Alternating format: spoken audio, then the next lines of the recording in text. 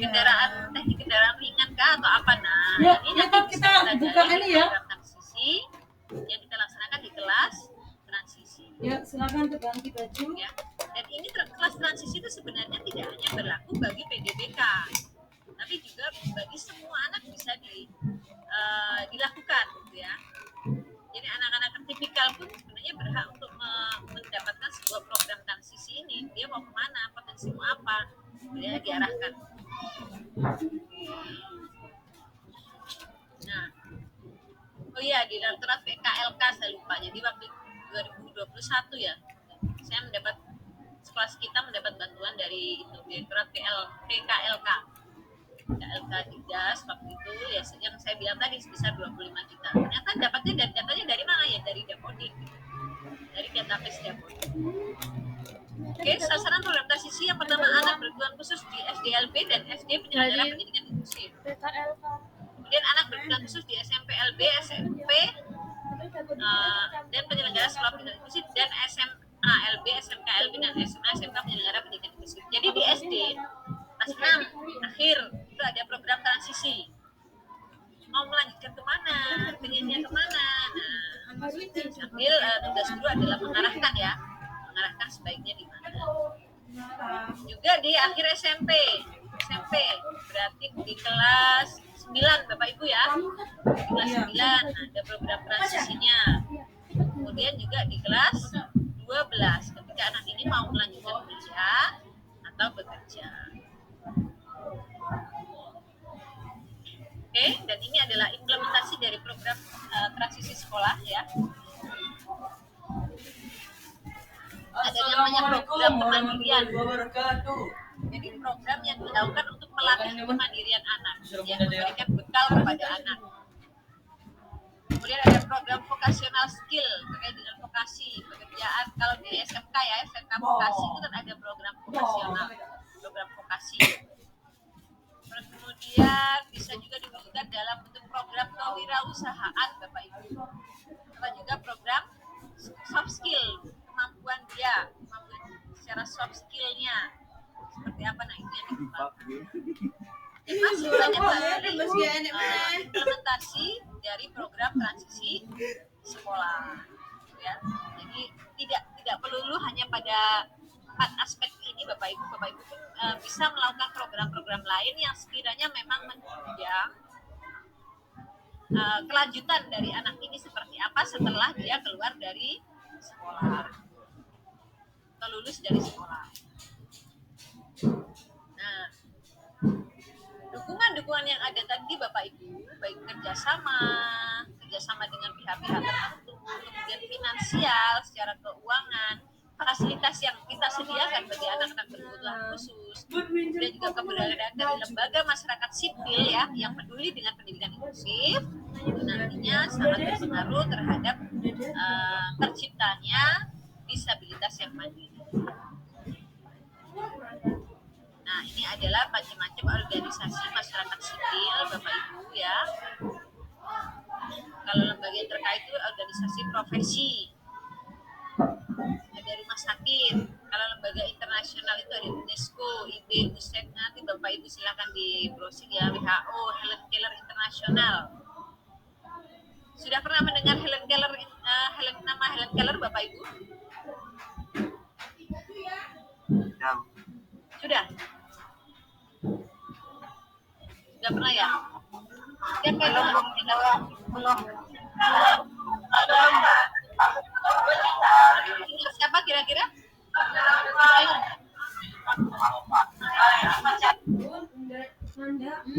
Anakku pakai sesok ya pun Senin. Oke ya. Oke. Helen Keller ini adalah nama seorang perempuan Bapak Ibu ya. Seorang perempuan di mana dia mengalami sebuah hambatan yang majemuk. Ya. Jadi karena sakit yang dialami Helen Keller itu menyebabkan dia kehilangan indera penglihatan, tapi juga disertai indera pendengaran. Tapi karena bentuk perhatian ya, usaha dari orang tua ya, karena juga background pendidikan orang tuanya bagus ya, Helen Keller ini tetap sekolah. dewasa ya, ketika dia dewasa dia mengabdikan dirinya benar-benar untuk kegiatan sosial yang berhubungan dengan hambatan yang dia miliki. Makanya dia membentuk sebuah lembaga internasional yang dikenal dengan nama Helen Keller Internasional. Soalnya sangat luar biasa dalam istilahnya itu penyandang disabilitas. Ya. Nanti Bapak Ibu coba di proses Helen Keller. Luar biasa sekali dia. Artinya dengan hambatannya dia miliki dia tidak patah semangat ya. Dia tetap bersemangat bersekolah. Justru dia memiliki impian tadi untuk membangun sebuah lembaga namanya Helen Internasional. Perkin juga lembaga internasional. Oke, itu nanti silakan Bapak Ibu bisa browsing terkait dengan ini Helen Perkin dan sebagainya ya. Ini adalah organisasi masyarakat sipil. Oke. Nah, ini sudah habis Bapak Ibu, kita diskusi saja terkait dengan bagaimana untuk hari ini. Materinya 2 slide itu Bapak Ibu, silahkan barangkali ada yang ditanyakan. Apa nih Pak alias Sanja ini? Oh, Helen Keller tadi. Oke, terima kasih Pak alias Sanja. Oke. Mudah-mudahan nanti ada Helen Keller. Oh, nggak harus jadi Helen Keller ya untuk sebuah organisasi, nggak harus gitu. Ada kan ditanyakan? Bapak Ibu? saya Bu. Bentar, Pak Amri. Oke, Pak Amri. Ya. Terima kasih Bu. Ya, kami karena istirahat ini, MSD. Oke, silakan. Tidak terlalu terganggu. Oh iya. Oke, ya ada 3 pertanyaan kaitan dengan dua materi pada pagi hari ini. Yang pertama yaitu program kebutuhan khusus yang bentuk layanan adalah layanan intervensi. Yang ingin saya tanyakan kalau di PDPK itu yang kita fokuskan tuh ke meminimalkan hambatannya atau memaksimalkan potensinya. Itu yang pertama. Yang kedua bentuk integrasi pelaksananya di kelas dan mata pelajaran lainnya program ini bagaimana? Yang terakhir itu yang LG ini kira-kira yang membuatnya membentuknya atau kira-kira yang mengangkat SK-nya itu siapa? Nah, terus siapa orang-orangnya dan terus pendanaannya itu bagaimana? Saja Bu, terima kasih. Kamu nggak ganti kok baru naik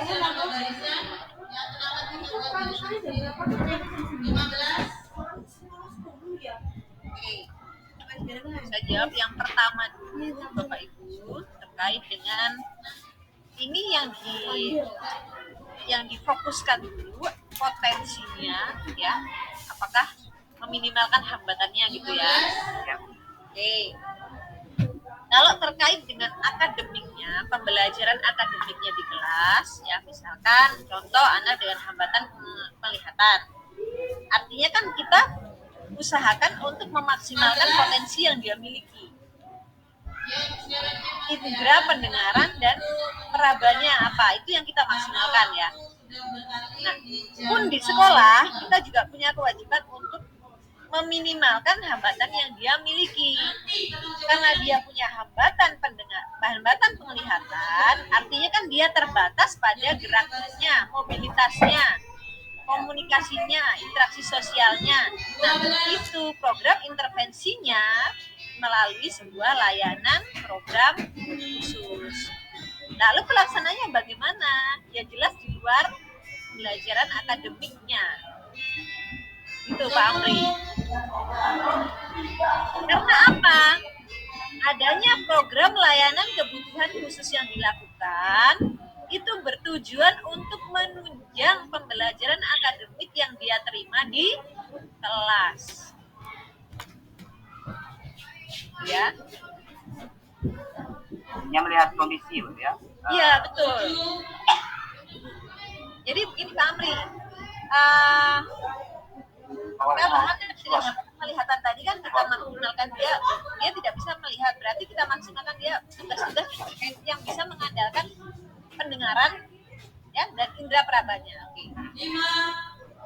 Tapi di sisi lain program layanan pendampingan sebagai bentuk intervensinya itu nanti ketika dilakukan itu juga akan menunjang sebuah pembelajaran dia secara akademik yang pelaksanaan adalah di luar akademik tadi dijadwalkan sendiri.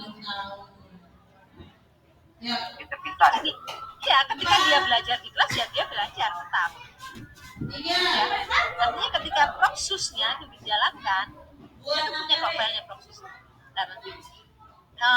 Ketika proksusnya itu dijalankan, ya berarti di luar itu. Contoh, dia diajari dari gerbang pintu depan ya, pintu depan. Berapa langkah dia harus sampai ke kelasnya? Misalkan 10 langkah. Dia harus belok ke kiri berapa langkah. Nah, nanti kalau itu terus dilakukan, dia tidak perlu orang lain. Artinya orientasi tadi. Iya, orientasi OMSK tadi Pak Amri. Pak Amri kan juga paham ya terkait dengan istilahnya orang-orang dengan hambatan penglihatan tapi dia terbiasa mobilitas sendiri. Ya. Kok dia bisa tahu ya dia kapan harus turun gitu ya. Nah, itu kelebihan orang-orang dengan hambatan penglihatan dan itu butuh. Tapi kalau dia tidak pernah belajar OMSK, tidak pernah mendapatkan sebuah layanan OMSK, ya, saya rasa nggak bisa, dia akan bergantung kepada orang lain.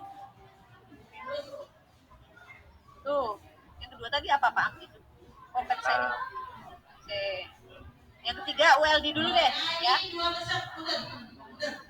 ULD itu kan sebenarnya adalah sudah ada dalam undang-undang pembentukannya, ya.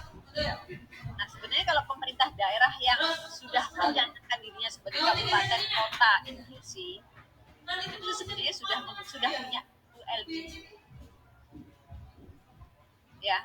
Jadi harusnya setiap kabupaten kota itu punya ULD Bapak Ibu.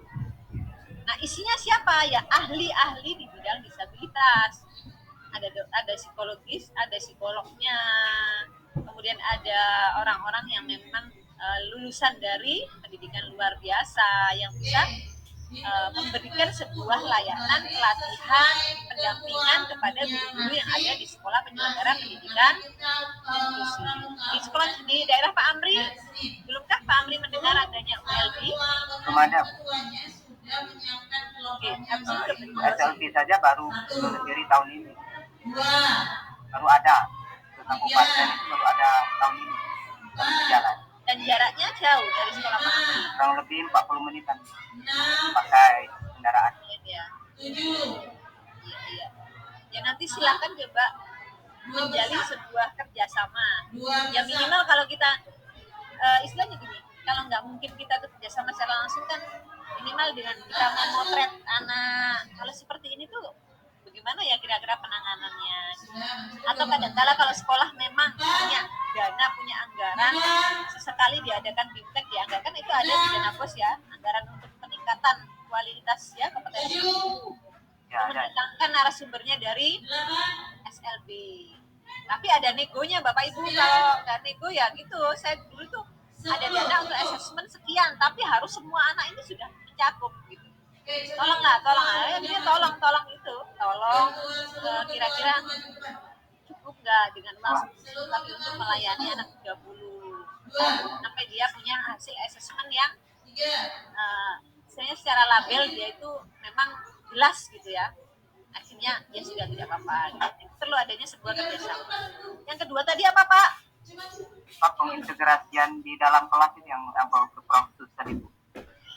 Oh ya, oke. Ya, yang saya tadi bilang bahwa proses itu bisa dilakukan di luar akademik ya. Ya. Gitu ya. Jadi memang gini, nanti itu perlu sebuah kolaborasi dengan orang-orang yang ada di sekolah. Kalau perlu itu ada tim, istilahnya itu GPK. Apalagi kalau di daerah Pak Amri, misalkan yang ikut bimtek ini nggak hanya Pak Amri gitu ya. Iya, enggak. Nah, itu membentuk sebuah pokja katakan. Ada pokjanya, terus kita rutin melakukan sebuah komunikasi. Bisa menjadi sebuah komunitas belajar ya Bapak Ibu ya. Komunitas belajar yang bergerak di bidang penyelenggaraan pendidikan inklusif.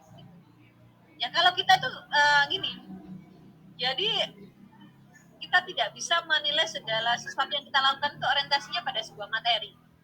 Ya. Hal kayak gini nih, kalau kita mengandalkan itu ya nggak akan jalan. Jadi ada satu orang yang harus mau bergerak. Bagaimana sih agar anak-anak di daerah ini bisa benar-benar mendapatkan pendidikan sesuai dengan kebutuhannya? Ini salah satu tantangan. Nah, betul Pak Amri gitu. Ya, buktinya saya tuh berawal dari biasa tanpa ilmu, tanpa apa ya, akhirnya lambat laun, tapi ini kan sudah berapa ya? Tahun ke-6 ya. Tahun ke-6 akhirnya saya punya di sekolah kita punya ruang sumber, akhirnya kita mendapatkan bantuan tanpa kita minta itu. Dari mana ya? Saya sampai heran, dari mana uang? Ternyata dari dapur. Kemudian mulai dari kita gandeng pejabat daerah yang ada di daerah kita. Tapi sekolah kita tuh Pak, ada ini Bapak bisa beri bantuan apa gitu. Dan itu perlu sebuah komunikasi. Istilahnya itu kalau saya itu ada iya nah, kepala sekolah berperan penting di sini gitu ya. Itu Pak Amri. Ya, terima kasih. Oke, sama-sama. Yang lain 12 15. Bentar, Pak Safrizal. Kebetulan saya di SMP dan belum ada siswa berkebutuhan khusus. Apakah nanti saya mengajar ke sekolah lain yang ada siswa berkebutuhan khusus? Yang apa? Iya, di Afinam jadi kita mengajar. Oke, Pak Safrizal. Kemana Pak Safrizal tadi ya? Nama umum, siapa ketuanya dan tulis anggotanya sesuai instruksi yang sudah berikan. Suaranya masih sunyut, Pak.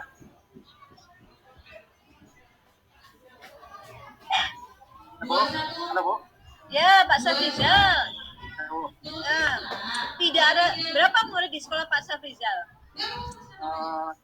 83, Bu. Berapa?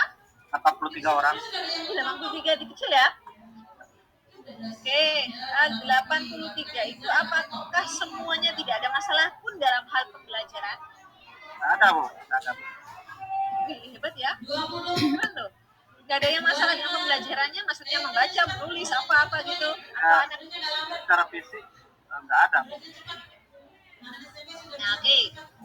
Seperti yang jelas, saya gini, makanya saya ingin ini ya dengan Pak Safrizal karena gini, yang saya seperti yang jelaskan kemarin bahwa berkebutuhan khusus kan tidak hanya secara fisik, artinya anak-anak dengan penurunan prestasi belajar karena sesuatu hal tertentu itu juga kita anggap sebagai anak berkebutuhan khusus. Misalkan anak dengan perilaku yang sedikit menyimpang di kelas suka mengganggu temannya dalam kategori-kategori tertentu gitu ya. Jadi silakan dilihat lagi kasarnya. Jadi tidak perlu pada siswa yang memang secara fisik punya hambatan. Ketika Pak Safrizal mengalami anak dengan hambatan belajar, kesulitan belajar, slow learner, lambat belajar, itu juga masuk dalam kategori berkebutuhan khusus. Jadi maksud saya gini, Bu. Jadi bukan anak itu secara fisik aja, Bu ya. Bukan Pak, bukan. Bahkan anak yang dulunya prestasinya baik, kemudian dia mengalami sesuatu karena suatu hal di rumah, konflik atau perceraian orang tua atau apa gitu ya, secara psikologis juga ya belajar sehingga prestasinya menurun, itu juga masuk dalam kategori anak berkebutuhan khusus yang sifatnya apa Bapak Ibu? Sifatnya apa? Berarti apa? Berkebutuhan sifatnya temporer. Kalau di tempat Safrizal tidak ada masalah sama sekali, belajarnya semua bagus banget, keren ya, pasti ada, nggak mungkin nggak ada. Ada, Bu. Ada, Bu. Ada, Bu. Ada ya. Nah, itulah. Berarti kalau gitu kan sama dengan guru. Iya, betul. Tidak hanya dengan BPK-nya, tapi dengan menghafal semuanya. Di kelas pembelajaran ini bagaimana? Di kelas ini bagaimana? Nah, itu kan perlu sebuah komunikasi. Enggak ada masalah di kelas saya. Di pelajaran saya dia baik-baik saja. Tapi di pelajaran bahasa kok dia seperti ini. Artinya apa? Di matematika dia tidak ada masalah. Jangan-jangan dia disgrafia. Dia kalau ditanya disuruh membuat sebuah kalimat dia tidak bisa. Atau jangan-jangan dia nah itu kan segala kemungkinan itu harus kita cari gitu ya. Ya, selama Ada. selama ini saya berpikir gini Bu, mungkin semua akan tahu, mungkin juga sama dengan saya kan. Jadi anak-anak inklusif ini terutama fisik gitu. Jadi tidak subsidi ada Bu ya. Tidak Pak, tidak ya. Bisa dipahami ya Pak Safrizal? Ya. Kemudian satu lagi yang kedua Bu, Oke, silakan. apakah memang itu diakui Napjap JP Bu? Iya, kalau ada SK-nya, silakan nanti ketika Bapak menyelesaikan BIMTEK ini, apalagi kalau sudah sampai tahap di penguasaan keterampilan, nanti ada SK dari kepala sekolah ya terkait itu. Nah, itu bisa dimasukkan ke dalam tambahan 6 JP. Gitu ya. Ada kok di coding GPK sebagai tugas tambahan gitu ya. Tidak boleh diakui Bu ya. Ya. 57. Terima kasih Bu. Ya, sama-sama Pak Safrizal. Oke. Iya, aku mengkene tergabung saya tugas tambahan. Ini ada yang ngacung, ada yang di pertanyaan juga banyak. Oke, yang ini aja dulu. Iki 6 jam. 6 jam ini. GPK 6 jam. 12 tambah 6. Bu Masni. Tinggal dengan itu matematika. Matematika bahasa Indonesia terus. PDDK ini kan hanya mengajar pendengaran, penglihatan. Jadi yang kita kembangkan ini fokusnya itu kan sesuai dengan kebutuhan siswa itu. Jadi kita kan kadang menempatkan berbahasa, komunikasi, perilaku adaptif, kemampuan mobilitas. Nah, kalau dari sisi pendengaran ini, yang mana fokus kita dahulu, Bu? Dari komunikasi kah, atau adaptasinya, atau bahasanya gitu, Bu? Ya. Bedanya juga ada. Ya. Yang berkaitan dengan komunikasi itu berkaitan dengan gaya berbahasa dia gitu ya. Artinya adalah yang pertama itu bagaimana dia bisa mengenal kita berbicara ya, menerima instruksi kita, itu yang menurut saya menunjang pembelajaran ya. Nah, nanti kalau itu bisa kita lakukan, otomatis kan menunjang komunikasi dia bersama dengan komunikasi dan interaksi sosialnya. Pasti ya. Ya. Kita lihat kondisi anaknya terlebih dahulu. Atau kalau tidak, Bu Masni, lebih banyak silakan anak Bapak Ibu nanti di sini ya.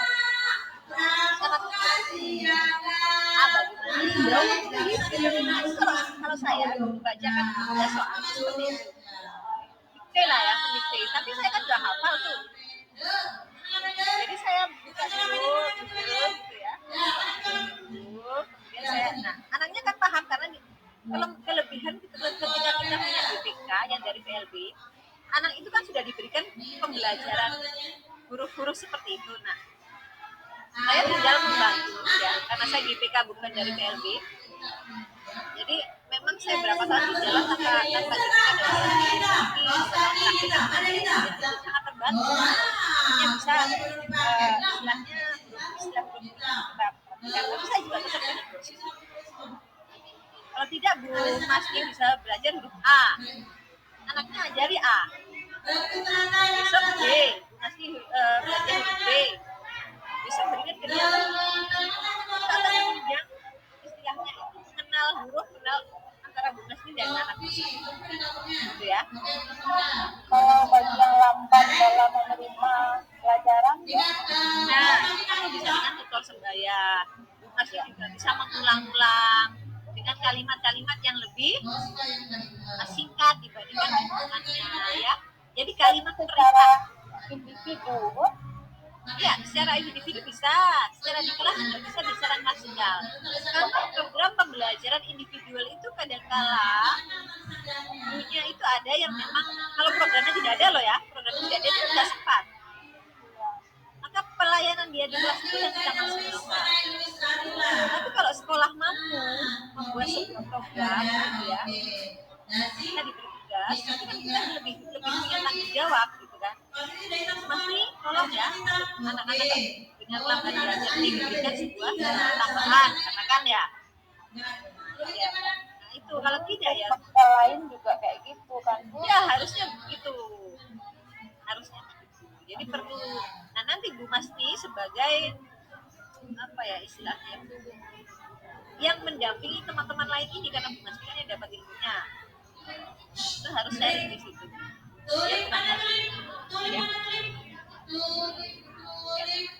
Kalau sekolah ramah anak itu gimana pula tuh Bu? Apakah harus didahulukan dari sekolah inklusif? Sekolah ramah anak itu memang ada kaitannya dengan, kalau kita bicara sekolah ramah anak itu kan lebar ya, lebar artinya secara hard skill-nya, soft skill-nya, hardware-nya, software-nya, kemudian brainware-nya itu sebenarnya kalau kita bicara ideal ya, cuma minimal dari kita sebagai tenaga kependidikan, sikap kita dulu, penerimaan kita dulu kepada mereka, nah itu yang utama dulu, itu bisa kita kan sebagai ramah. Nah, konteks ramah itu sebenarnya juga secara fasilitas itu juga harus ramah anak. Misal, kalau ada tangga, itu kalau ada kita punya siswa tunadaksa, dia pakai kursi roda kan harusnya ada yang landai itu, yang rampnya itu bisa dikatakan sebagai sekolah ramah disabilitas ramah. Tapi minimal kalau itu tidak bisa kita penuhi, minimal pelayanan kita ya sebagai gurunya, sebagai tenaga kependidikannya, sebagai lingkungannya yang mengajar dia, tempat dia belajar, itulah yang utama. Ya. Saja dulu ya, nanti sambil berjalan. Atau kalau punya siswa dengan hambatan penglihatan secara sempurna ideal, ada guidance blocknya, lantainya itu ada yang kasar, yang untuk anak-anak dengan hambatan penglihatan paham, yang biasanya berwarna kuning, garis-garis, ya harusnya seperti itu. Tapi itu juga jadi kalau kita bicara ramah anak itu luas konteksnya, ya Bu. Sedikit lagi Bu, Ya. Bedanya disabilitas dengan tidak itu apa Bu? Kadang ada teman nanya kan disabilitas dengan tidak gitu. Disability itu kan hambatan, ya. Disability itu kan hambatan, memiliki sebuah hambatan. Nah, hambatan itu kan disebabkan oleh sesuatu. Bisa karena secara fisik, ya, disable, karena fisiknya ada yang tidak berfungsi, atau bisa juga hambatan belajarnya, gitu ya. Jadi itu bisa dikatakan disabilitas, ya. Terganggunya fungsi dari tubuh kita yang menyebabkan anak, nah itu mengalami sebuah hambatan belajar atau hambatan, ya itu yang dimaksud dengan disabilitas. Yang fisiknya aja ya Bu. Secara fisik aja, disabilitas kan ada mental juga. Kena gitu kan, dia kan broken home misalnya kan, jadi dia tak bisa fokus belajar. Nah, mempengaruhi mentalnya kan, Iya. terganggu kan, ya berarti dia masuk dalam kategori berkebutuhan khusus. Ya, tapi sifatnya sementara, ya. Sekarang Bu Evi dulu. Oke, terima kasih Bu kesempatannya. Dari sejauh ini dari penjelasan dari pertanyaan Pak Safri tadi ya, saya teringat dengan siswa saya yang baru kelas 7 dan baru beberapa bulan di sekolah di kelas 7 itu, tapi kasusnya sudah seabrek gitu, sudah banyak sekali, sudah menggunung. Setiap ada permasalahan di sekolah pasti dia terlibat. Sampai ada satu kasus dia bisa menyerang ke kelas 9. Dia kelas 7 menyerang ke kelas 9. Sampai ditangani kelas 9 itu dipukul, sampai lalu pemanggilan untuk orang tua itu sudah berulang kali, Bu. Sudah dengan tidak mau lagi orang tuanya untuk datang ke sekolah karena sudah tidak tahan, sudah malu, bapaknya juga kayak gitu, ibunya dipanggil sudah berderai air mata aja datang ke sekolah. Jadi kami sesama guru itu banyak-banyaklah ngomong, bicara-bicara mengenai kasusnya. Kalau setiap diproses, wajahnya itu tanpa bersalah, selalu tenang, santai aja, rasanya dia tidak punya perlakuan yang negatif.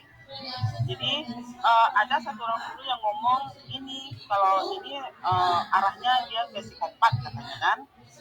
Lalu saya sebagai guru juga ikut berpikir apa yang harus dilakukan.